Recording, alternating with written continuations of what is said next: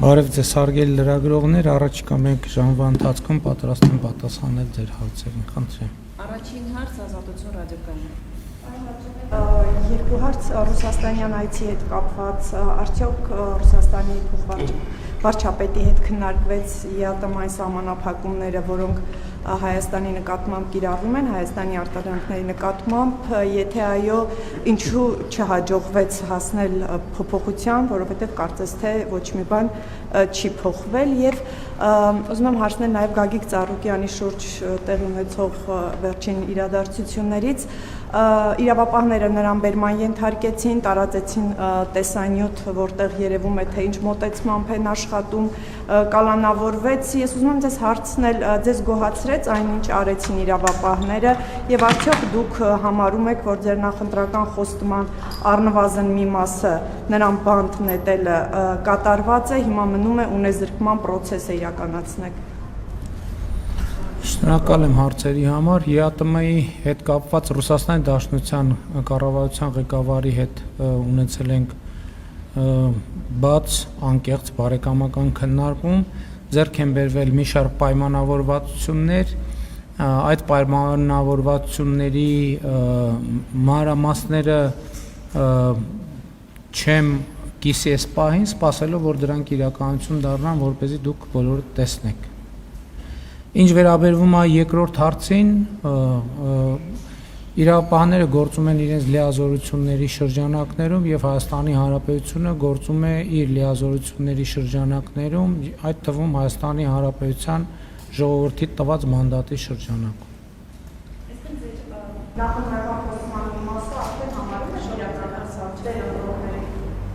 Նախընտրական իմ խոստումները կհամարեմ իրականացված, եթե ինչպես եւ խոստացել եմ, ամբողջ թալանվածը բոլորի հատիկ միջև վերջ հետ բերվի եւ տակը մնա ինչին որ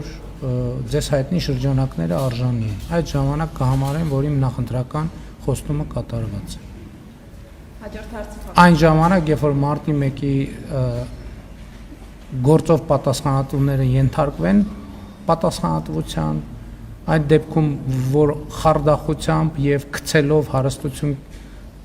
կուտակածները ենթարկվեն պատասխանատվության, ոչ չեմ համարում, որ իմ նախընտրական խոստումները կատարվել են։ Պարոն վարչապետ, շարունակելով Ծառուկյանի թեման, քարոզարշավի ընթացքում դուք Ծառուկյանին ուղղված հետեւյալ խոսքերն եք ասում, գլուխդ պատին կտած սաղին չոկացնելու բերելու ենք պատասխանատվության Ծառուկյան Գագիկ լեզուտ երկարելա ես քեզ ասում եմ եւ ձեր այս հայտարարությունից հրապարակային սպառնալիքից հետո մենք տեսնում ենք որ ԱԱԾ-ականները գնում են կանգնած ոչինչ չանող ժպտացող Գագիկ Ծառուկյանին թևերից բռնում են եւ գցում են հատակին, սրանով դուք ինչ ուղերձ եք փոխանցում հանրությանը, մյուս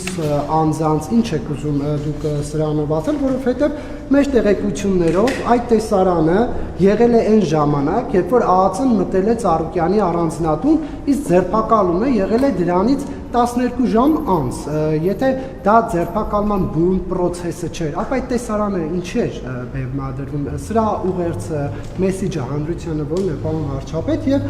Ծառուկյանի կենթանիների այդ թեման 2000-ականներից, եթե չեմ սխալվում, մամուլում շրջանառվում է, բայց գոնե ձեր իշխանության օրոք դա հայտնի էր 2020 թվականից, երբ որ ԱԱԾ-ն ընտրակաշարքի գործով մտավ, կադրեր հրապարակվեցին նաև այդ խրտվիլակներից, կենթանաբանական այգուց, ավելին 2024 թվականին մի բլոգեր միլիոնանոց լսարանով մտավ այդ ամեն ինչը նկարահանեց, Քննչական կոմիտեն քրեական վարույթ հարուցեց, բայց հետո գործը տեղից չէր շարժվում, ինչքան հարցնում էինք, ասում էին զարգացումներ չկան։ Եվ հիմա այսպիսի կարծիքներ կան, քննադատություններ ձեզ ուղղված, պարոն վարչապետ, որ գիտեիք, չէիք դա օգտագործում եւ պահում էիք որպես մահակ ընդդիմախոսների, ընդդիմադիրների նկատմամբ եւ քաղաքական նպատակահարմարության պայմանավորված դա օգտագործում եք։ Ինչպես կմեկնաբանեք այս ամենը։ Բանեմ հետեւյալ կերպ, որ ինչպես ասել եմ, 8 տարի մենք ստիպված ենք եղել պայքարել այդ թվում դատա իրավական մաֆիայի դեմ եւ այն մարդիկ ովքեր չեն ենթարկվել եւ այդ գործերը որոնք պատշաճ ընթացք չեն ստացել այդ թվում հանցավոր պայմանավորվածությունների պատճառով եւ մարդիկ շարունակել են իրենց արտոնյալ զգալ եւ դատաիրավական համակարգը այդ թվում նորմալ չի գործել։ Հիմա Հայաստանի ժողովրդի եւ կառավարության ակնկալիքն է, որ դատաիրավական համակարգը նորմալ գործի, որ เป զի դա նաեւ նրա մասին է խոսում, որ մինչեւ հարցերը չեն հասնում համաժողովրդական քաղաքական մակարդակի, ինչ որ խնդիրներ շարունակում են դες տեղապտույտի վիճակում հայտնվել։ Օրինակ, ասում են, որ քաղաքական հետապնդում, ես ասում եմ, որ ընդհակառակը տեղի է ունեցել միջև վերջերս քաղաքական չհետապնդում, որովհետև այդ թվում պետական համակարգում գործող շոշափուկները նախորդ քաղաքական իշխանությունների պրոտեկցիոն պայմաններ են ստեղծել շատերի համար։ Եվ դրա վերջը պետքա տրվի, եւ դրա վերջը պետքա տրվի այդ թվում ժողովրդի տված մանդատով։ Երկու հարցի հետ կապված է։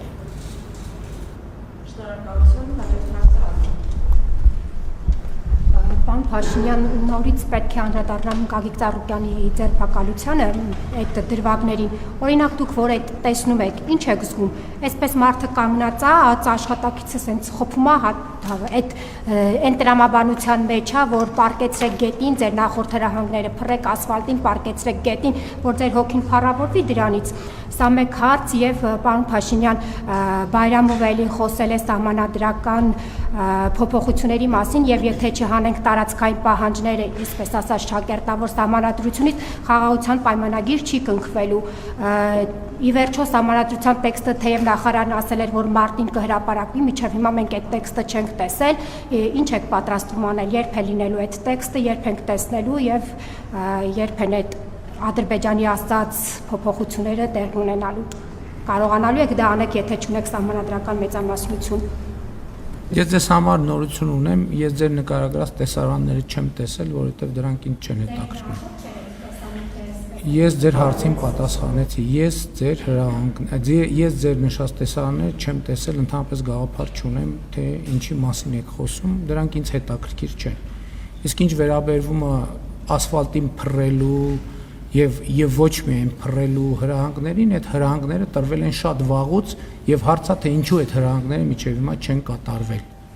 Այսինքն հարցը տեղ է, ինչու այդ հրահանգները նախկինում չեն կատարվել։ Ինչ որ ասել եմ, ինչ որ ասել եմ, պետք է դառնա իրականություն, որովհետեւ այդ թվում են պատճառով, որ Հայաստանի ժողովուրդը քվեարկել է դրա օգտին եւ դրա օգտին է քվեարկել։ Ինչ վերաբերվում Ադրբեջանից հնչող հայտարարություններին, մենք շարունակելու ենք աշխատել խաղաղության հետագա ինստիտուցիոնալացման վրա եւ ես ասել եմ, որ նախկինում էլ ասել եմ, հիմա էլ ասում եմ, մենք արտաքին քաղաքականության ոլորտում Հայաստանի ներքին կյանքին վերաբերող հարցեր չենք քննարկում, սահմանադրության փոփոխության օրակարգը ներառված է Հայաստանի Հանրապետության կառավարող մեծամասնության նախընտրական ծրագրում եւ դա փաստ է։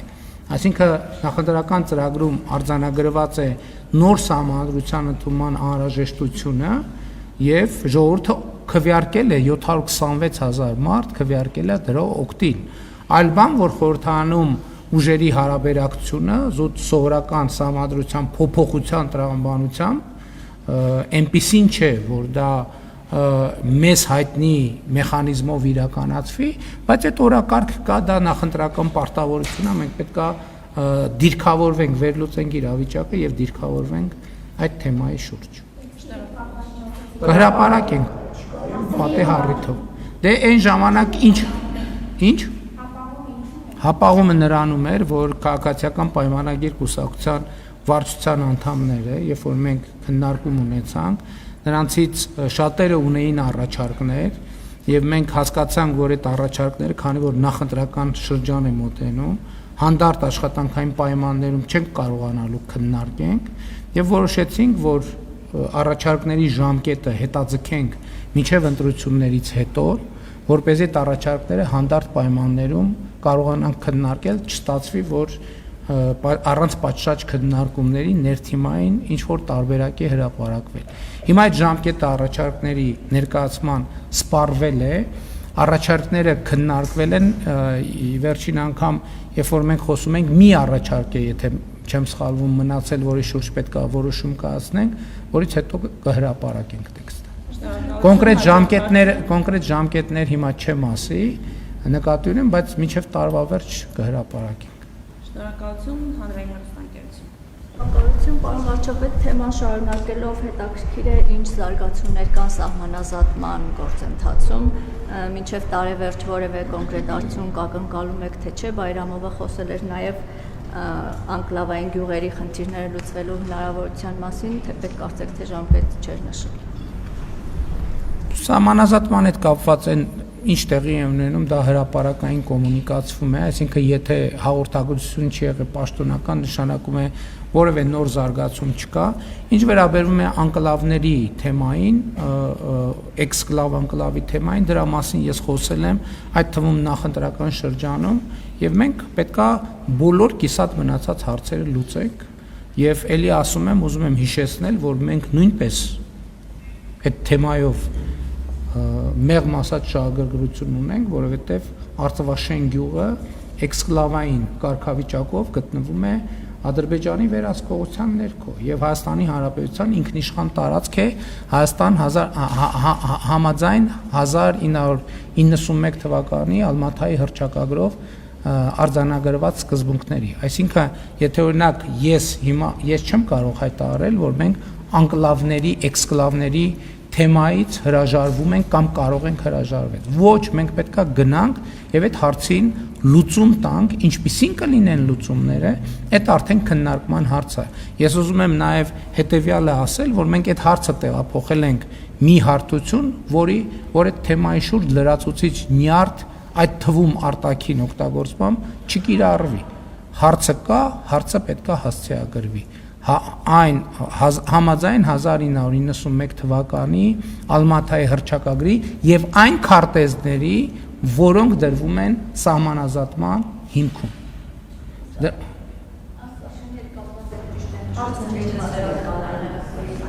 Չէ, դե տեսեք հիմա ինչ կա տարբերակ, այդ խնդրի լուծման երկու տարբերակ կա։ Տարբերակ 1, որ տարածքը որևէ անկլավի կամ էքսկլավային կամ անկլավային կարգավիճակով մնում է, շարունակում է մնալ այն երկրի տարածք, որին դե յուրե պատկանում է, կամ մենք պայմանավորվում ենք եւ տարբերակներից մեկը օրինակ այդ համարժեք տարածքները սահմանի երկայնքով համարժեք տարածությամբ, այսպես ասած, փռում ենք կամ կոնկրետ տեղանքներով իրականացնում ենք փոփոխություններ։ Այսինքն դրա պրոցեդուրաներն են նախատեսված եւ Հայաստանի օրենսդրությամբ եւ սահմանադրությամբ սահմանված կարգով մենք պետքա բան անենք, պետքա այդ թեմային անդրադառնանք։ Իմիջիայլոց ուզում եմ ասել, որ հետեւյալ խնդիրը կա, նաև ուզում եմ ուշադրություն հրավիրել, ես օրինակ այդ նրբությունը չէի նկատել, բայց աշխատանքի ընթացքում այդ նրբությունը նկատեցի, որ օրինակ Ադրբեջանի դրամի եւ անձնագրի քարտեզների մեջ Արցախաշենը որպես անկլավ արձանագրված է։ Սա շատ կարևոր նրբություն է։ Սա շատ կարևոր նրբություն է եւ կարծում եմ մենք էլ պետք է հայելային նույն մոտեցումը ցուցաբերենք, որպեսզի Ալմաթայի հռչակագրով համապատասխան քարտեզների նկատմամբ ճշգրիտ վերաբերմունք ցուցաբերենք, որովհետև դա է բխում այն պայմանավորվածություններից եւ նախաստորագրված համաձայնագրի տեքստից, որը մենք ոչ միայն ստորագրել ենք, այլև Հայաստանի Հանրապետության քաղաքացիների կողմից այն փաստացի ընտրություններով արժանացել է հավանության։ Բայց այս նրբությունը համոզված եմ, որ Հայաստանում ես օրինակ ընդամենը մի ամիս առաջ եմ դրա մասին իմացել, կամ ամիս ու կես առաջ եմ դրա մասին իմացել, որ օրինակ Ադրբեջանի դրամի վրա, որտեղ Ադրբեջանի քարտեզը արտահայտված է, Արցախաշենը առանձին նշված է ուրիշ գույնով, որպես Ադրբեջանին չպատկանող տարածք, նույնն էլ անձնագրերի մեջ է, այդ նույն կերպով արտահայտված։ Այսինքն դե յուրե չպատկանող։ Հիմա ես չգիտեմ, ենթադրում եմ այնտեղ մարդիկ են նույնիսկ ապրում, երևի, շատ հստակ տեղեկություն չունեմ, բայց սա փաստ է, որը շատ էական է, այդ թվում մեր քաղաքականությունները եւ վերաբերմունքները եւ դիրքորոշումները մշակելիս, որովհետեւ մենք պետք է հասկանանք նաեւ, որ սա կարևոր նրբություն ունեցող հարց է, որը հետեւյալն է ազդարարում։ Մենք պետք է ոչ թե առաջնորդվենք ընտրամբանությամբ, որ ով ինչ բան արել է վերահսկողության տակ, այդ նշանակում է իրան է պատկանում, այլ մենք պետք է առաջնորդվենք խաղաղության համաձայնագրի տրամաբանությամբ։ Այն ինչ որ դե յուրե համաձայն քարտեզների, հերթապահություն անցած քարտեզների, այսինքն դե յուրե խորհրդային միության վերջին նշանակության քարտեզների, որը ում պատկանում է, այդ տրամաբանությամբ պետք է առաջնորդվենք։ Այլ բան, որ այդ թվում Հայաստանի եւ Ադրբեջանի սահմանազատման հանձնաժողովների համատեղ գործունեության կանոնակարգում, որը արդեն ունի պարտադիր իրավական ուժ երկու երկրներում, մենք կարող ենք համաձայնությամբ սահմանի օպտիմալացումներ իրականացնել։ Օրինակ հիմա երկուսս էլ ունենք նման իրավիճակ։ Օրինակ մենք էլ ունենք նման իրավիճակ, երբ որ դեպի մեր բնակավայրեր գնացող ճանապարհը անցնում է խորհրդային միության անկլավային տարածքի միջով, իրանք էլ ունեն նման իրավիճակ, որ եթե որ իրանց գյուղեր տանող, ընդ որում մի քանի 4-5 գյուղ տանող ճանապարհը անցնում է Հայաստանի այդպիսի տարածքով։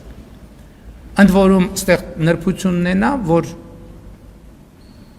դրանք իրավիճակներ են, որովհետև ասենք օրինակ Ադրբեջանի դեպքում կարող է պարզվի, որ այդ գյուղերը կարող են ընդհանրապես կտրվել եւ ոչ մի ճանապարհ չունենան։ Այսինքն սրանք իրավիճակն է, հասկանում եք, խաղաղության տրամաբանությունը ուրիշ բան է, կոնֆլիկտի տրամաբանությունը ուրիշ բան է։ Եթե մենք գնում ենք կոնֆլիկտի տրամաբանությամբ, կոնֆլիկտի տրամաբանությունն է նա, որ ով ինչ վերցրեց, Իրանն է։ Բայց մենք հրաժարվել ենք այդ տրամաբանությունից, մենք ասում ենք այն ինչ որ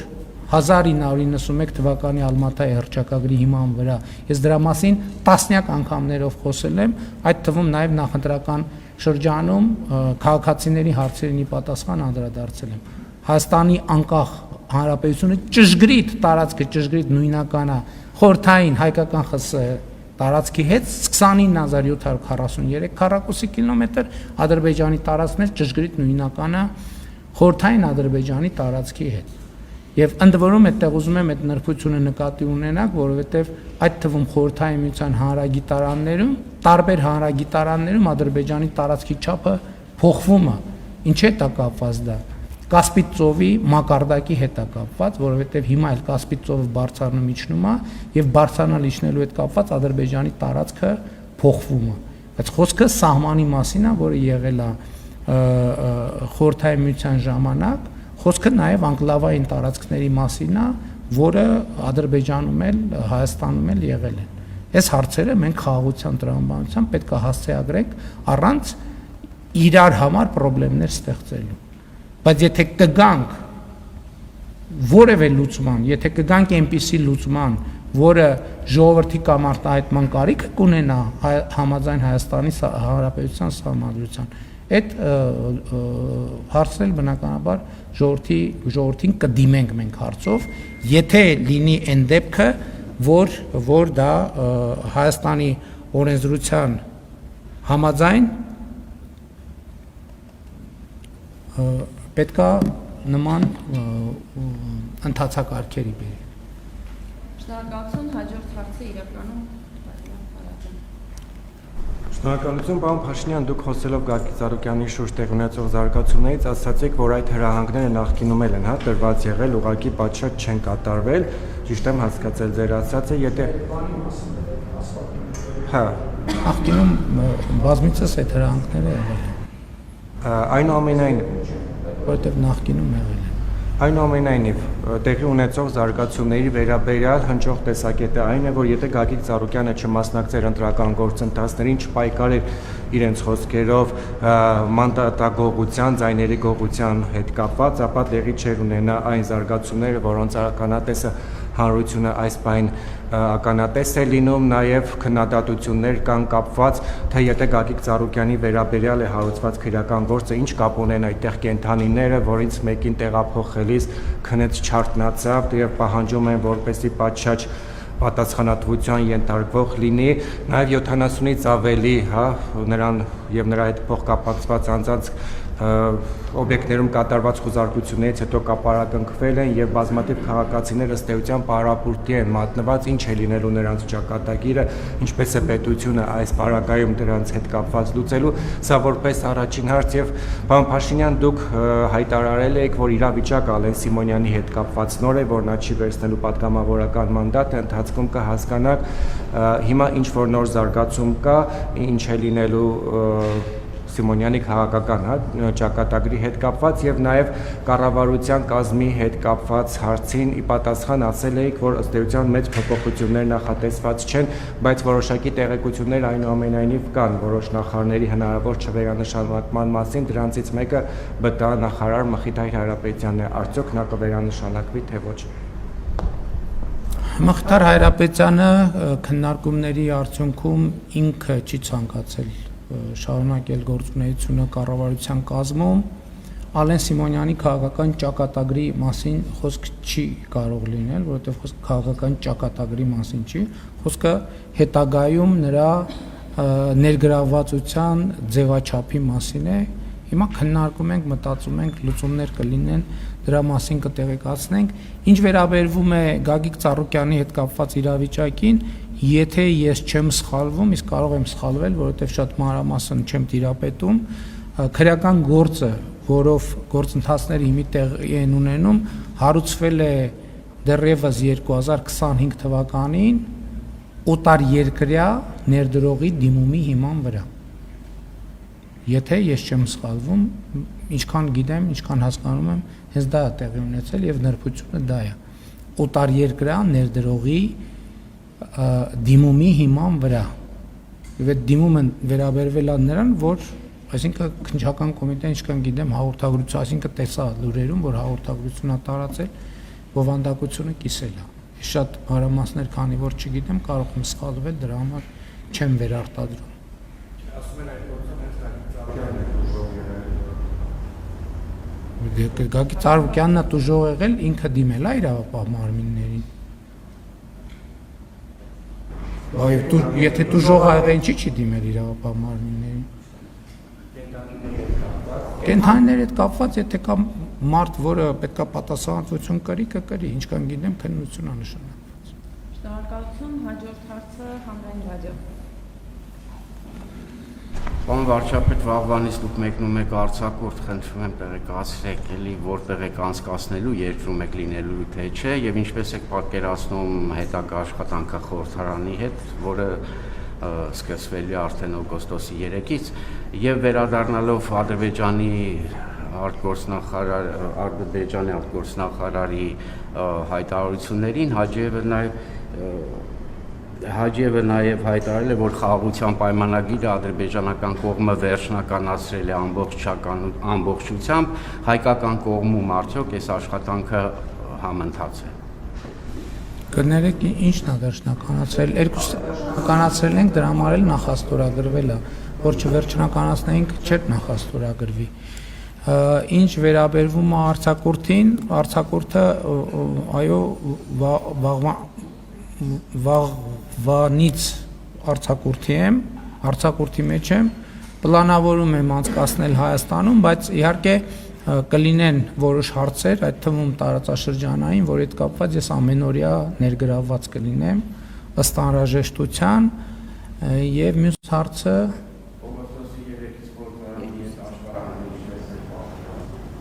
դե սահմանադրությամբ նախատեսված ձևով մնացածը տեղում կերևա։ Շնորհակալություն, հաջորդ հարցը ժողովուրդ։ Վարչապետ, նորից անդրադառնանք պարոն Ծառուկյանին, ես մեջ բերեմ մարդու իրավունքների պաշտպանի աշխատակազմի մտահոգությունը, որովհետև իրենք նշել էին, որ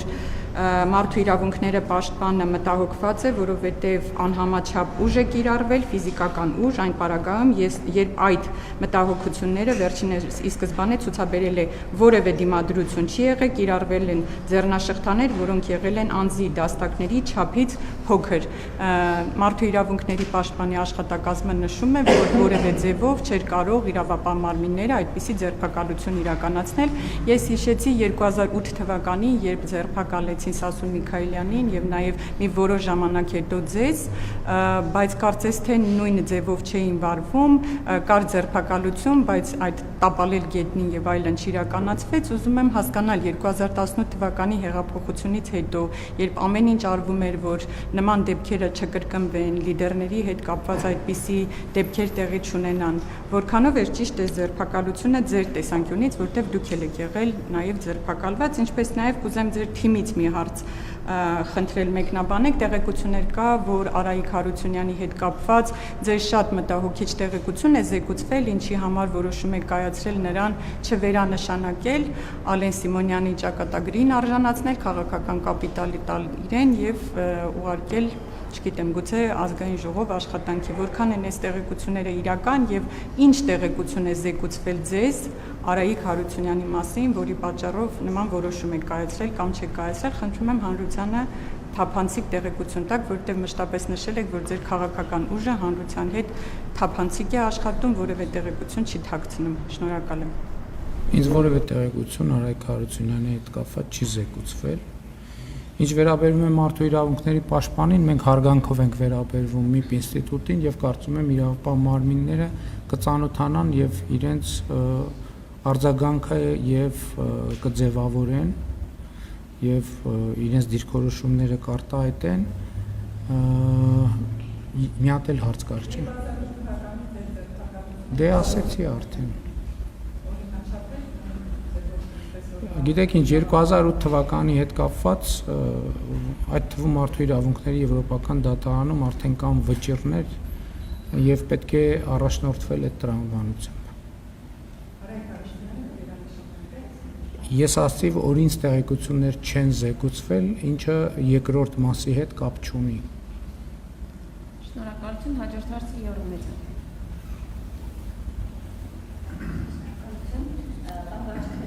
Տարածվեց տեսանյութ, որտեղ ռուս բլոգերները ձեր անունից զանգահարում են ԵԱՀԿ գլխավոր քարտուղարին, եկեղեցու հետ կապված քննարկումներ են ունենում եւ ազգությամբ թուրք ԵԱՀԿ գլխավոր քարտուղարը նշում է, որ պատրաստ է աջակցել ձեզ, իմանալով, որ ձեզ հետ է զրուցում, ասում է պատրաստ եմ աջակցել ձեզ կաթողիկոսի հեռացման հարցում։ Նախ ուզում եմ սրա վերաբերյալ ձեր արձագանքը, դիրքորոշումը, արդյոք սա դուք արտաքին միջամտություն չեք համարում, քանի որ օրինակ շատ է խոսվում, ռուսական կողմից արտաքին միջամտության մասին, այս դեպքում հետաքրքիր է ձեր դիրքորոշումը, դուք սա միջամտություն համարում եք թե ոչ, եւ երկրորդ հարցս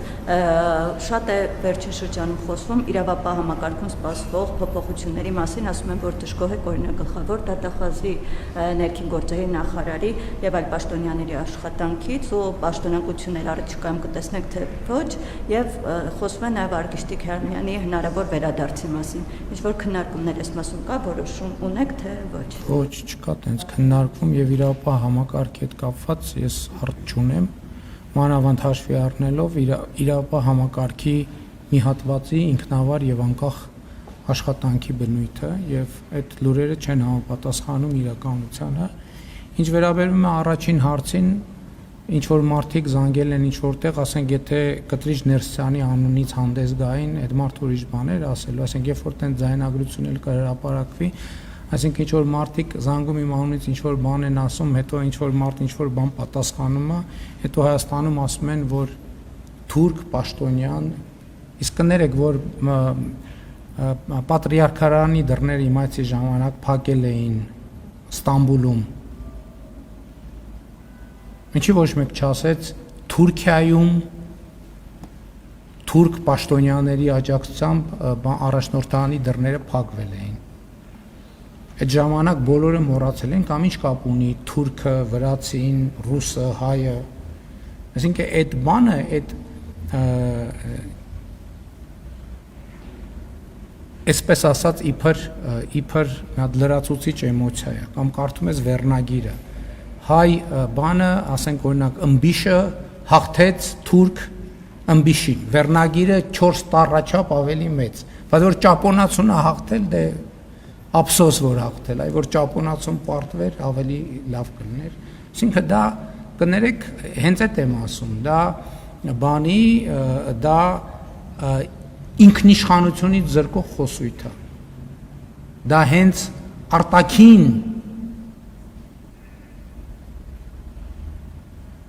գործոնների կողմից Հայաստանում վաղուց ներդրված հայրենասիրության չափանիշը,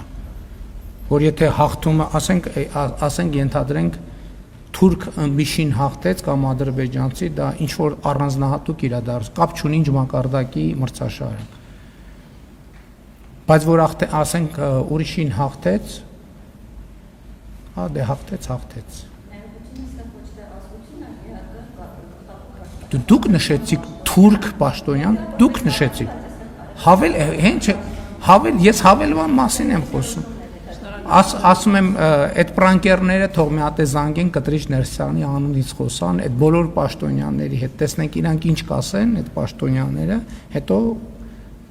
կմտածենք դրա մասին, իմ ինչ մեկնաբանելու բանն է, կամ թող զանգեն կալուգացի օլիգարխի անունից խոսան, կամ Նարեկ ջան, մենք ձեր հարցը լսել ենք, շնորհակալություն։ Շնորհակալություն հարցի համար, հաջորդը Շանթ։ Պարոն Մարտիրոսյան, Հայաստանը միաժամանակ խորացնում է հարաբերությունները Արևմուտքի հետ և ռազմական հարաբերությունների այսօր Իրանի նախագահ Մազուդ Փեզեքչյանը հայերեն իր ուղերձում կարևորել էր այդ հարաբերությունները, երեք Հայաստանում Իրանի դեսպանը մտահոգություն էր հայտնում TRIP ծրագրի մասով, չնայած նշվեց, որ նաև Հայաստանի կառավարությունը այդ կասկածները փարատելուն ուղղված գործողություններ արել է, էլ ինչի անհրաժեշտություն եք տեսնում այս մասով, որպեսզի իրանցիները ունենան վստահություն։ Էլ եմ ասում, TRIP նախագծի շրջանակներում որևէ կոնսպիրացիա չկա։ Հայաստանը պետք է ապաշրջափակվի եւ տարածաշրջանը պետք է ապաշրջափակվի։ Այսինքն գնացք պետք է գնա գա, ավտոմեքենա պետք է գնա գա, էլեկտրական հոսանքի տարանցում պետք է լինի, հնարավոր է գազամուղեր, նավթամուղեր, խողովակաշարեր, մալուխներ, այստեղ մտահոգությունը ո՞րն է։ Մենք թափանցիկ ենք, ցանկացած հարցի կարող ենք պատասխանել եւ պատրաստ ենք պատասխանել եւ այս ուղերձն ենք տվել։ Մտահոգություն, շատ լավ, պետք է ձևակերպել մտահոգությունը ինչի մեջ է, մենք համոզված ենք, որ բոլոր մտահոգությունները կփարատվեն։ Եվ մենք շարունակելու ենք բոլոր մեր գործընկերների, Իրանի Իսլամական Հանրապետության, Ռուսաստանի Դաշնության, Վրաստանի, Ադրբեջանի, Թուրքիայի, Եվրամիության, Կենտրոնական Ասիայի երկրների, Չինաստանի, բոլորի հետ աշխատելու ենք, որովհետև սա գլոբալ նախագիծ է եւ գնալով հասկանալի է այդ նախագծի արժեքը եւ նշանակությունը ավելի մեծանում է եւ մենք էլ ուզում ենք րոպե առաջ սկսել դրա իրականացումը, րոպե առաջ։ Ոնց ինչքան հասկանում եմ, ամերիկյան կողմն էլ է դա ուզում, հիմա պետքա ընթացակարգերը նորմալ ապահովենք, որպեսզի հույս ունեմ այս տարվա մեջ աշնանը արդեն գետնի վրա առաջին աշխատանքները իրականացվեն։ Շնորհակալություն, հաջորդ հարցը Նյուզեն։ Հա, իմիջիայլոց։ Շատ կարևոր է, որ TRIP նախագծի ոչ ուղղակի նախագծի շրջանակներում չէ, բայց այդ գործընթացը իրականացնելու արդյունքում մենք Պարսից ծոցից Սև ծով երկաթուղին ենք բացելու։ Եվ Հայաստանի եւ Իրանի միջև առևտրատնտեսական հարաբերությունների հնարավորությունները էականորեն ընդլայնվելու են։ Իրանի Իսլամական Հանրապետության առևտրատնտեսական հնարավորությունները էականորեն ընդլայնվելու են։ Այսինքն այստեղ այս դետալները հաշվի առնելով TRIP նախագծի իրականացումը անկեղծորեն եւ ուղղակիորեն բխում է նաեւ Իրանի Իսլամական Հանրապետության շահերից։ Շնորհակալություն Նյուզեն։ Խոսքից մի քանի հստակեցումներ, որտեղ ձեր պատասխաններում կան այսպես հարցեր առաջացնող բաներ։ Տեսեք, դուք ասում եք Ծառուկյանի հետ կապված պետք է ավելի վաղ այս գործընթացները տեղի ունենային։ Եթե տեղի չեն ունեցել, ինչու իրավապահ բարձր մարմինների ղեկավարները պատասխանատվություն չեն գրել։ Հիմա գնացել են ոմանք հանգստի Սասուն Խաչատրյանը, Արվիշտի Քյարամյանը։ Եթե այդ պատասխանատվությունը չկա, Արդյոք դուք չեք կարծում, որ հիմա Արթուր Պողոսյանը, քննչական կոմիտեի նախագահը, կոպիտ ասած, կաշվից դուրս է գալիս Ծառուկյանին գետին տապալելու համար, որ դուք համարեք, որ նա ճիշտ է աշխատում եւ մնա իր պաշտոնին։ Ինչու պատասխանատվություն չեն կրել, եթե կարծում եք, որ լավ չեն աշխատել նախորդները։ Մեկ, երկրորդը անկլավների հետ կապված։ Ես ուզում եմ հստակ լինի։ Դուք կարծում եք, որ Տիգրանաշենի հարցը հիմա պետք է քննարկման առարկա դառնա այնքանով, որ օրինակ մեր քարտեզից ինքը այսպես դուրս դրվի, կարմիր, ինչպես եք նշում եք Վարդվաշենը, իրենց քարտեզում կարմիր այսպես գույնով է նշված, այդպես նշվի մեր քարտեզում արդեն Տիգրանաշենը։ Եվ արդյոք դա նշանակում է, որ արդեն հստակ է, որ փոխանակման հարց է դրված սեղանին։ Եվ հիմնական հարցը, պարոն Փաշինյան, դուք խոսում եք շատ Ծառուկյանից, որ տեղյակ չեք, մի կասկածելի է, որ դուք այդ տեսանյութը չեք տեսել, բայց ամեն դեպքում այստեղ Ծառուկյանի եւ ձեր հարաբերությունների մասին չէ հարցը։ Դուք ձեր հարաբերությունները ինչպես տեսնում եք, բայց արդյոք մեղավոր են այն բոլոր հազարավոր քաղաքացիները, որոնք աշխատում են Ծառուկյանի ընկերություններում, որոնց աշխատանքային իրավունքն է ոտնահարված, որոնք գնում են աշխատանքի, իրենց այդ աշխատավարձով են ապրում եւ հիմա մարդիկ փաստի առաջ են կանգնած ձեր քաղաքական, լավ, իրավական, ինչպես դուք եք նշում, գործընթացների հետևանքով։ Ինչ անեն նաեւ այն քաղաքացիները, որոնք օրինակ այդ ընկերությունների կամ ռեստորանային համալիրներն դրանց հետ պայմանավորել են իրենց խնջույքները, քեֆերը այնտեղ անցկացնել եւ հիմա փաստի առաջ են, որտեղ այդ բոլոր ընկերությունները կապարակնքվել են։ Ինչ անեն այդ քաղաքացիները, որոնք կրկնում եմ հազարավորներ են։ Գիտեք, հիմա նույն տրամաբանությամբ, նույն ապօրինի գույքի վերադարձի հետ կապված process-ներում այդ նույն հարցերը կարելի է դնել։ Պետք է տեղի ունենա բալանսավորված մոտեցում։ Այն ինչ որ պետք է պետության շահերը, այդ թվում գողացված գույքերը վերադարձնելու համար այդ պրոցեդուրաները պետք է տեղի ունենան։ Բայց ինչ անեն այն գործարարները, որոնց գցվել են, որոնց ունեցվածքը իրանց ձեռից առել են։ Եվ այլն եւ այդպես շարունակ, եւ ուրիշ քաղաքացիները, որոնց ձեռից առել են։ Գույքը իրանց ձեռից առել են։ Բայց ինչ անի քաղաքը, որից հողեր են ապօրինի տարվել։ Բայց այդ նույն քաղաքացիների մասին չի խոսքը։ Այսինքն օրինականությունը պետք է տեղի ունենա եւ օրինականությունը պետք է տեղի ունենա տրամաբանության սահմաններում։ Այսինքն բա տենց է, բա ամեն անգամ էլ միշտ էլ տենց փաստարկներ կան։ Բայց այդ ժամանակ դուք չեք ստեղ կանգնած հազար, այդքան ասցիք թալամ, բա ուրա, բա ինչի հետ չեք բերում եւ այլն, այսինքն մեկ էլ այն էր օգտագործվում մեր դեմ, բա ուրա, հեսա։ Ապօրինի գույքի բռնագանցման բաները, վճիռները հերթով մտնում են օրինական ուժի մեջ։ Այսինքն դա եմ ուզում, કે տասնյակ անգամ հարց եք տվել, բա ինչի, էս չի, ինչի, եւ մարդիկ են այդ հարցերը տալիս։ Հայաստանի քաղաքացիներն ես հստակ ասել եմ, իմ քաղաքական ուղերձի մեջ ոչ մի թաքուն բան չկա։ Իմ ամենամեծ դժվարությունը նախընտրական շրջանում հենց այդ թեմային է վերաբերվել, որ ինչ են մարդիկ շարունակում մնալ արտոնյալ կարգավիճակում։ Եվ պատասխանատվության ենթարկվում են եւ ենթարկվել են այն մարդիկ, ովքեր մեղավոր են այդ բաների համար եւ կշարունակեն ենթարկվել։ Հիմա այդ պատասխանատվությունն էլ պետք է լինի համաչափ։ Ով ինչի համար ինչ չափով պատասխանատու է, պետք է այդ պատասխանատվությունը կրի։ Որտեղ մարդիկ ուզում են Հայաստանի Հանրապետությունում տեսնել կարգ ու կանոն, ուզում են տեսնել արդարություն եւ արդարադատություն։ Եվ պետք է տեսնեն, ուրիշ տարբերակ չկա։ Այդ թվում համադրությամբ նոր համադրություն ընդունում է, ինչքան էլ փորձ արվում կապել եւ այդ թվում այդ պատճառով է համակարգային ձևով փորձ արվում ներքին եւ արտաքին ուժերի կողմից այդ թեմանն ենգապոխել։ Դրա համար է պետք։ Ամեն մեկը դատաիրավական համակարգում բաներ ունեն, անձեռնմխելի պաշտոններում կոնկրետ իրանց անունով մարդիկ ունեն նշանակած։ Իրաց անձնական դատավորներն ունեն համակարգերում նշանակած։ Այդ թվում պատերազմի եռագլուխ կուսակցության անդամները, որ այդ մարդիկ սահմանադրորեն անձեռնմխելի են։ Բայց ինչքան ենք մենք ասելու դե լավ, հա։ Չի կարա տենց բանը լինի։ Եվ չի կարա լինի տենց բան, այդ թվում նրա համար, որ ժողովուրդը իմ առաջ կոնկրետ այդ հարցը դրել է, ես պարտավոր եմ այդ հարցի լուծման համար անհրաժեշտ քաղաքական պայմաններ ապահովել, իհարկե օրինականության եւ սահմանադրականության շրջանակներում։ Եվ դա պետք է տեղի ունենա։ Եթե դրա համար պետք է քաղաքական պատասխանատու եւ քաղաքական պատասխանատվություն, ես եմ կրում դրա քաղաքական պատասխանատվությունը եւ ես եմ դրա քաղաքական պատասխանատուն, որովհետեւ ժողովուրդը ինձ վրա է դրել այդ պատասխանատվությունը։ Եվ ես այդ պատասխանատվությունը պիտի կրեմ։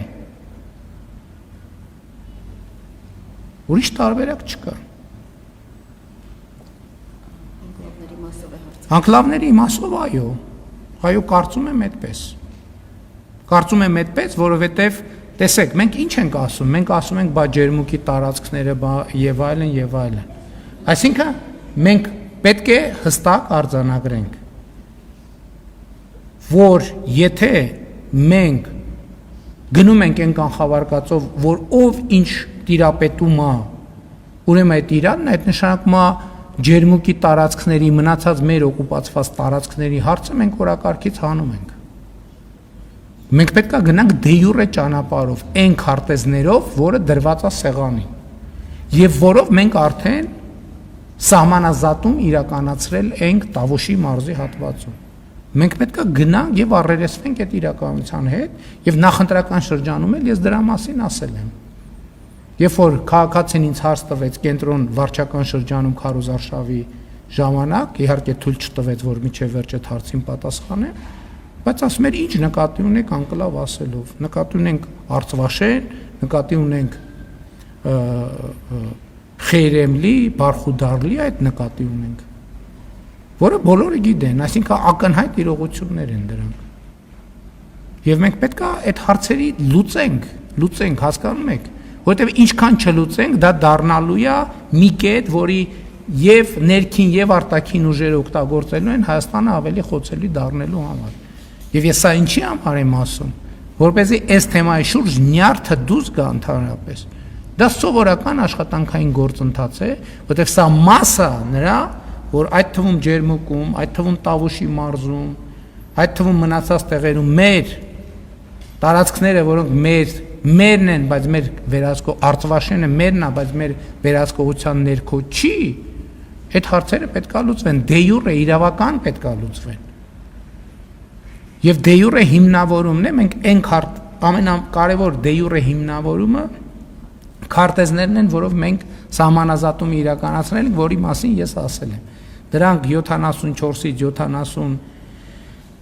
78, ինչքան հիշում եմ, թվականի քարտեզներն են, որոնք անցել են այդ սահմանապահ տերմինաբանությամբ կամ սահմանային տերմինաբանության հերթապահության ընթացակարգ, այսինքն ստացել են իրավական ուժ։ Այսինքն Ալմատի հռչակագիրը հենված է այդ քարտեզների վրա։ Այո, մենք պետք է ասենք, որ դա կա եւ պետք է արտահայտենք այդ թվում մեր քարտեզներում ոչ թե ձեր ասած ձևով, այլ երևա որ այդտեղ հարց կա, որին մենք պետք է անդրադառնանք։ Օրինակ ընդդիմության ներկայացուցիչներից մեկը նախընտրական բանավեճի ժամանակ ասում էր իշխանությունը փոխանակ գնա այս տարբերակով, գնում է այն տարբերակով։ Իշխանությունը երկու տարբերակով էլ գնում է։ Մենք ասում ենք, մենք չպետք է մեզ փակուղի մտցնել, ասելով, որ չէ, մենք մենակ այս տարբերակն ենք անում, որպեսզի այդ թվում արտաքին ուժերը դա օգտագործեն մեզ փակուղի մտցնելու համար։ Մենք ուզում ենք այդ թեմայի շուրջ եւ հանում ենք այդ թեմայի շուրջ նյարդը, որովհետեւ այդտեղ նյարդի խնդիր չկա, որովհետեւ իրավիճակը հայելային է։ Ինչ լուծում Արցվաշենի դեպքում կլինի, նույն լուծումներն էլ կլինեն մյուսների դեպքում։ Սրա մասին է խոսքը։ Եվ սա եւ ելի եմ ասում, ուզում եմ ձեր ուշադրությունը սրա վրա հրավիրեմ, որովհետեւ եթե մենք ասենք, գիտեք, ինչ չէ, այդ քարտեզում կա, բայց դա մեզ չի հետաքրքրում, մենք դրանով Ադրբեջանին հնարավորություն կտանք ասելու, որ հա ջերմուկի տարածքը քարտեզում կա, բայց դա մեզ չի հետաքրքրում, որովհետեւ մեր բանի տակ է, մեր կոնտրոլի տակ է։ Իսկ խաղաղության համաձայնագիրը եւ սահմանազատման կանոնակարգը ուրիշ տրամաբանություն ունի եւ մենք պետքա մեր ստանձնած պարտավորություններին, տեքստին, բառին եւ ոգուն մնանք հավատարիմ։ Աշխատողների հետ կապված ամեն ինչ կանենք, որպեսզի աշխատողների իրավունքները պատշաճ ձևով պաշտպանվեն։ Դե գիտեք, մի քանի օր անցել, մենք ամեն ինչ կանենք, որպեսզի բոլոր աշխատողների իրավունքները հնարավորինս պաշտպանված լինի։ Çünki այդ մարդկանց շահերը չեն կանտեսի։ Հաջորդ հարցը Սիվիկ։ Ինչ։ Շատ բարդ ցեմենտի հետ կապված է։ Այսինքն ինչ, Հիմա Արադ ցեմենտ հետ կապված process կա։ Ես ասել եմ, որ ընդ որում դա ես ոչ թե քաղաքական հայտարարություն եմ արել, որից հետո դա եղել է, այլ քննությունը դա ցույց է տվել, գրություն ազդակ է եկել կառավարությանը, որից հետո ես ասել եմ։ Ես Արադ ցեմենտի աշխատողներին էլ խորհուրդ եմ տալիս եւ խնդրում եմ, որովհետեւ Արադ ցեմենտը շատ շուտով լինելու է պետական։ Նշանակվելու է նույն ընթացակարգով կառավարիչ եւ եկեք այսօր այնպիսի բաներ չանենք, որ վաղը մյուս օրը Զանգեզուրի պղնձամոլիբդենային կոմբինատի օրինակն եմ ուզում հիշեցնել։ Ես կապանում զգուշացրեցի, ասի տեսեք, այն մարդիկ, ովքեր այսօր այլև պատվերով գործողություններ են անում, այդ մարդիկ ազատվելու են աշխատանքից։ Ես հունիսին ասեցի, այդ մարդիկ արդեն օգոստոսին բոլորը ազատված էին աշխատանքից, նրանց մի մասի դեմ քրեական գործ է հարուցված, նրանց մի մասն է դատվել է։ Ես ուզում եմ, որ պարզ լինի խաղի կանոնները, որ այդ մարդկանց մի մասն էլ միջև մի միջնորդավորված կամ ուղղակի միջնորդում է, որ վերականգնվեն աշխատանքի։ Ես էլ ասում եմ, չէ, հարգելիներս, այն ժամանակ հստակ կանոնը սահմանվել է։ Լսել եք ինչ եմ ասել։ Ես չեմ կարող, որովհետև այդ ասած այդ թվում ժողովրդի առաջ ստանձնած պարտավորություն է, ես չեմ կարող դրանից նահանջել։ Հիմա նույնը խնդրում եմ Արադ ցեմենտի հարգելի աշխատողներին չմտնել դաշտեր, որ հետո տարիներով անընդհատ այս նույն ցիկլի մեջ մտնենք, նրանք ովքեր կանեն այդ կարգի գործողություններ, այսինքն, չգիտեմ, մարդկանց վրա ճնշում կգործադրեն եւ այլն, փորձելով նրանց մղել գործողությունների, ազատվելու են աշխատանքից։ Այո, սպառնում եմ ըստ էության։ Հաջորդ հարցը Սիրիկ։ Դուք նախորդ հարցին պատասխանեցիք, խոսեցիք նյարդը առաջացավ նաև լրագրողների շրջանում, որ կանգնած էինք,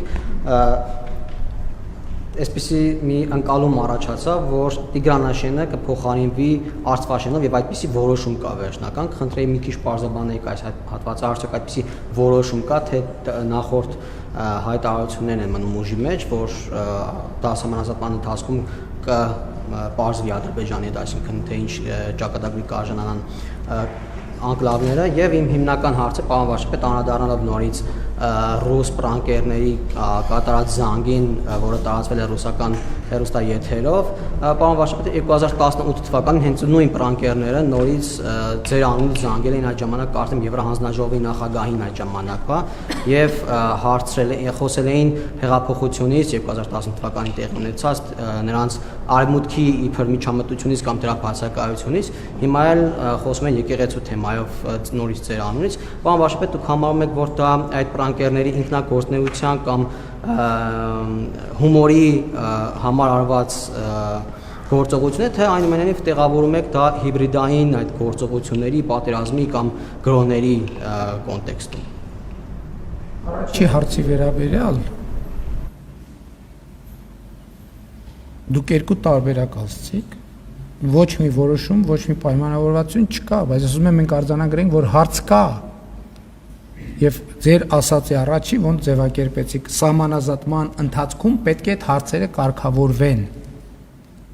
Ճիշտ ձևակերպումը այն է, որ սահմանազատման ընթացքում պետք է այդ հարցերը կարգավորվեն։ Ինչու՞։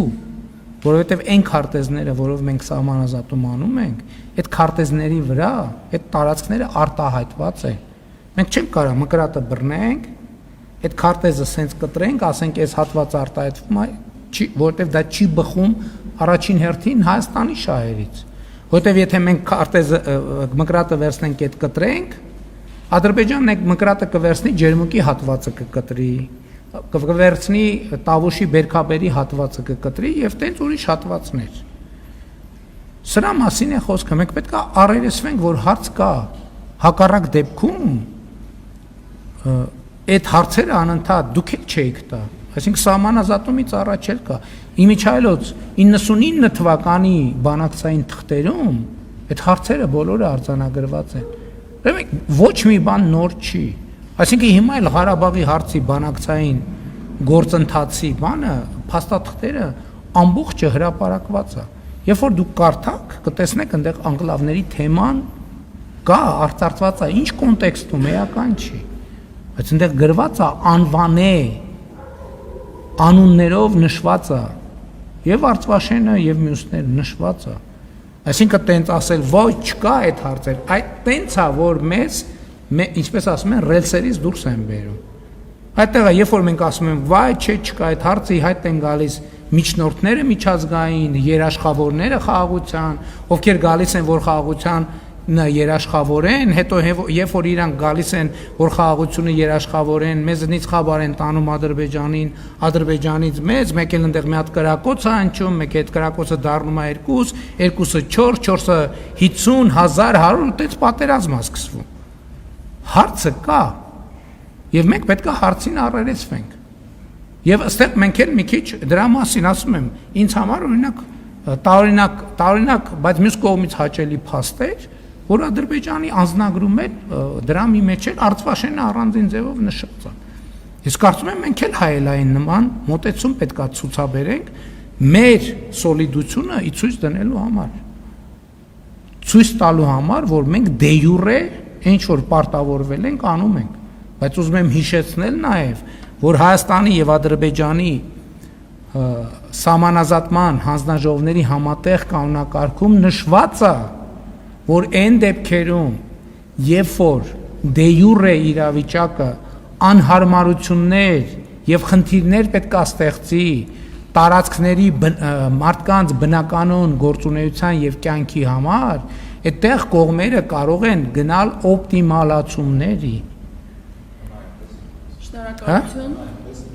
Մի արձագանքեք դեր։ Օպտիմալացումների, այդ չգիտենք, ոչ մեկ չգիտի, այդ թեմային չենք անդրադարձել մենք։ Չենք խոսել։ Դրա համար երբ որ տեղի կունենա, երբ որ կլինի տարբերակներ, այդ տարբերակներով մենք ժողովրդի առաջ հանդես կգանք։ Ես ընդհանրապես ասում եմ, որ մենք պետք է արձանագրենք, որ այդ հարցը կա։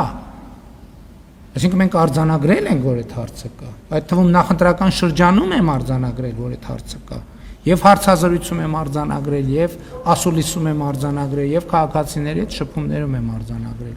Եվ երբ որ մենք ասում ենք այդ հարցը կա, դա ինչի համար ենք արձանագրում, որ լրացուցիչ դա չփորձեն դարձնել էսկալացիոն կետ եւ դրա շուրջ կառուցեն էսկալացիաներ եւ էսկալացիոն տրամաբանություն։ Հա մենք Հայաստանը տրամադրված է կառուցողական եւ ես մտավախություն չունեմ, որովհետեւ էլ եմ ասում իրավիճակը հայելային է, Արցախաշենը կան մյուսները, ոնց Արցախաշենի լուծումը կտրվի, մյուսներին է նույն ձևի կտրվի։ Օրինակ այդ թվում նույն ճամբարակում ունեցած շփումների ժամանակ մարդիկ երկու տեսակետներ հայտնել են, այդ թվում արցախաշենցիները։ Մի մասը ասել է պետքա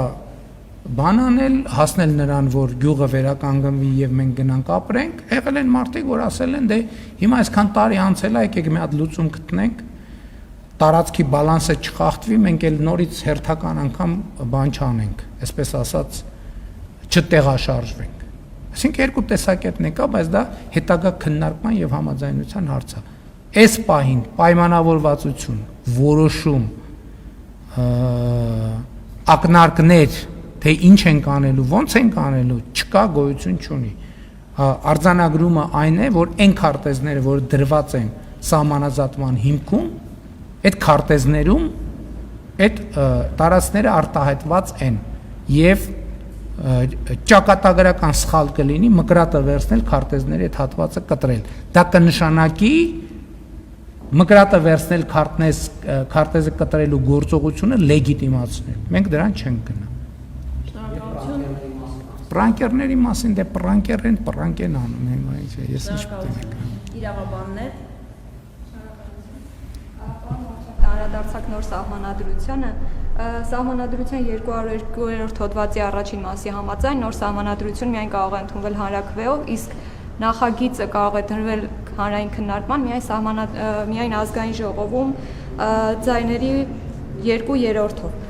Կխնդրեմ ներկայացնեք, թե իրավական ինչ մեխանիզմներով եք հասնելու դրան, եթե այս պահին չունեք 2/3-ի շեմը, մեծամասնությունը, եւ երկրորդ հարցը, օրերս ՄԻԵԴ-ը Հայաստանի վերաբերյալ կարևոր նախադեպային որոշում էր ընդունել, որով արձանագրել էր, որ երկրի դատական համակարգում առկա են դատական վարույթների անհիմն ձգձգումներ եւ պարտավորեցրել էր Հայաստանի ստեղծել արդյունավետ փոխհատուցման մեխանիզմ։ Կխնդրեմ նաեւ նշեք, թե ինչ քայլեր են ձեռնարկվում այս ուղղությամբ, այս պահանջը կատարելու ուղղությամբ։ Շատ լավ։ դուք իրավաբան նետից եք, ես իրավաբան չեմ, այդ առաջին հարցերով դեռ մեր իրավաբանները մեզ ինձ եզրակացություն չեն տվել, դրա համար ես չմտնեմ այդ թեմայի մեջ, որովհետև այդ հարցը կա, բայց եւ այդ հարցով մեր մասնագետները զբաղվում են, բայց այդ հարցի պատասխանը ինձ չեն տվել, որպեսզի ես էլ ձեզ տամ հարցի պատասխանը։ Ձգձգումների հետ կապված լիարժեք մինչև մարդու իրավունքների եվրոպական դատարանի կողմից արձանագրումը անելը մենք ենք տասնյակ անգամներով ահրել այդ արձանագրումները, բայց մեր վերջին աշխատանքային քննարկման ժամանակ արտարադատության նախարարը ինձ զեկուցեց, որ մենք հիմա արդեն ոնց որ ուժի մեջ են մտել այն օրենսդրական նախաձեռնությունները, որոնք դատավարությունների համար ժամկետներ են սահմանում։ Այսինքն մի քիչ շատ տենց կոշտ եւ արմատական քայլ է, բայց ես կարծում եմ ճիշտ քայլ է, որ ժամկետ պետք է լինի, որ մարդը կանխատեսել լինի քրեական դատավարությունն էլ, քաղաքացիականում, եթե չեմ սխալվում, ավելի շուտ էր լուծված այդ հարցը։ Հիմա նաեւ քրեականով կոնկրետ ժամկետներ են դնում, հույս ունենք դա կաշխատի։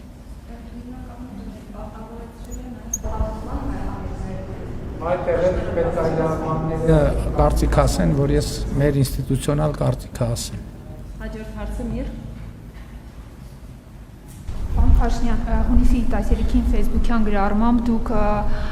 աշխարհի երկրորդ լավագույն բուհերի ուսանողներին հրավիրեցիք Հայաստանի պետական կառավարման համակարգում աշխատանքի։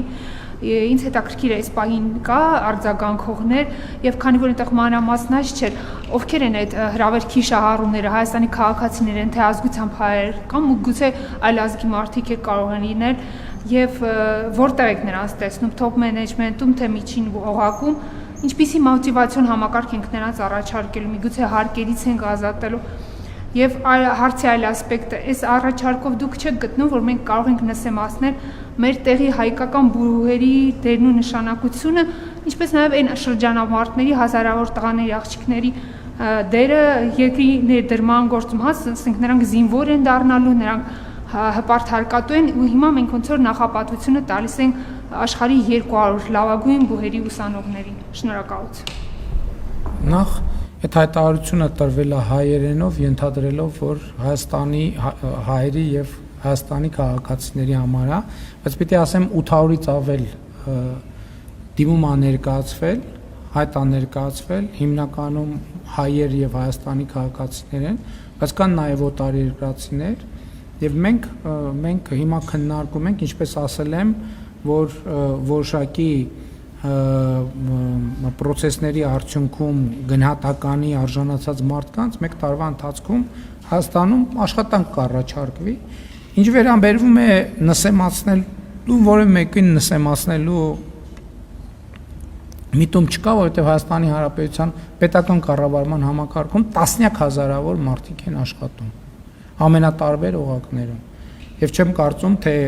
100 նոր մարդու ներգրավումը պիտի նսեմացնի որևէ մեկին, ինչի պետք է նսեմացնի,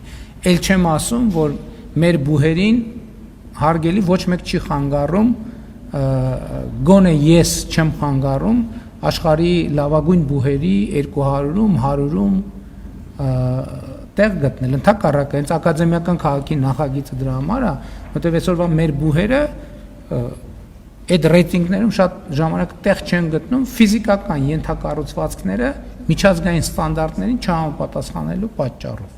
Այսինքն այսպիսի հարցեր կան եւ մենք ակադեմիական քաղաքի նախագիծը հենց դրա համար ենք անում, որ մեր բուհերի համար զարգացման հեռանկարներ բացենք, ել չեմ ասում, որ միջազգային բուհերի համար կան կոնկրետ ծրագրեր։ Այսինքն Հայաստանում շատ բուհ չկա, որ օրինակ անգլերենով կամ այլ տարածված օտար լեզվով բան ունի, ծրագիր ունի։ Եվ սա պրոբլեմ է։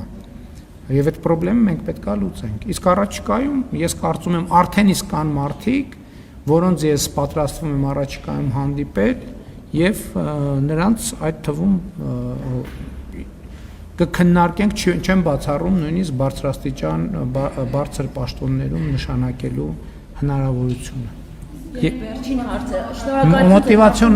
Մոտիվացիոն համակարգի մասին ես ասել եմ նախորդ այն, որ կատարողականի գնահատման հիման վրա վարձատրության համակարգ ենք մեր ներդրել, դրա թաքնված նպատակներից մեկը նայեր, որ ի վերջո Հայաստանի պետական կառավարման համակարգում բարձր որակավորման մասնագետների աշխատանքի համար լինեն ավելի գրավիչ պայմաններ, որպեսզի այսօր են բարձր որակավորում ունեցող շատ մասնագետներ պետական կառավարման համակարգում աշխատում, բայց դա մի տեսակ նրանց համար զոհողություն է դառնում, որտեղ մարդը կարա օրինակ ստանա 2-3-4 միլիոն դրամ աշխատավարձ, գալիս է միլիոն դրամ աշխատավարձով շատերը ուզում են, բայց չեն կարող աշխատել, որովհետև վարկային պարտավորություններ ունեն եւ այլն եւ այդպես շարունակ։ Իսկ այդ մարդկանց աշխատանքից ով է շահելու? Հայաստանի քաղաքացին, որը բազմաթիվ բողոքներ ունի, այդ թվում պետական կառավարման համակարգի աշխատանքի որակից։ Եվ մեր փորձը ցույց է տվել, որ երբ որ մենք ներդրում ենք անում այդպիսի, քաղաքացին ունենում է արդյունքներ։ Եվ այդ արդյունքները այսօր արդեն կոնկրետ են։ Եթե կատարողականի գնահատման հիման վրա վարձատրության համակարգը չներդրվեր, կամ տեն չասեմ, պոզիտիվ ձևակերպեմ, այդ համակարգը ներդրվեց, մենք ունեցանք ինչ, ունեցանք առողջության ապահովագրության համակարգի ներդրում։ Մի բան, որ 8 տարի քննարկում էինք տենց եւ ի վերջո եկանք եւ այսօր կարող ենք ասել, որ այդ համակարգը այլևս անշրջել է։ Իմիջայլոց ասեմ, որ ընդդիմադիրների ահազանգերը թե ընտրություններից հետո հեսա առողջության ապահովագրության համակարգը չեղարկում են, եւս մեկ անգամ ուզում եմ վերահաստատնել, որ դա անհեթեթություն է, ոչ միայն չի չեղարկվելու, այլև ընդհակառակ ավելի է ընդլայնվելու եւ ավելի արդյունավետ է դառնալու։ Ունեցանք կանխատեսվածից ավել տնտեսական աճ եւ այլն եւ կանխատեսվածից ավելի բարձր ցուցանիշներ եւ դա այդ թվում նրա համար ոչ թե նրա համար որ մարդիկ շահամոլ են, այլ կատարողականի հիման վրա վարձատրության համակարգի առանցքային պատճառը հետեւյալն է. ունենալ իր աշխատանքի վրա գերկենտրոնացած պաշտոնյա, գերկենտրոնացած, որ այդ թվում կենցաղային այն մանր-մունր հոգսերը անընդհատ պաշտոնյային չզրկեն, չշեղեն իր աշխատանքից, գերկենտրոնացած պաշտոնյա, որը զբաղված է իր աշխատանքում եւ կենտրոնացած է իր աշխատանքի վրա։ Դրա արդյունքները մեր ժողովուրդը այսօր արդեն տեսնում է։ Եվ ես մի քանի օրինակ թվարկեցի, եթե պետք կլինի այլ առիթներով կշարունակեմ։ Մի ժամը լրացավ, շնորհակալ եմ։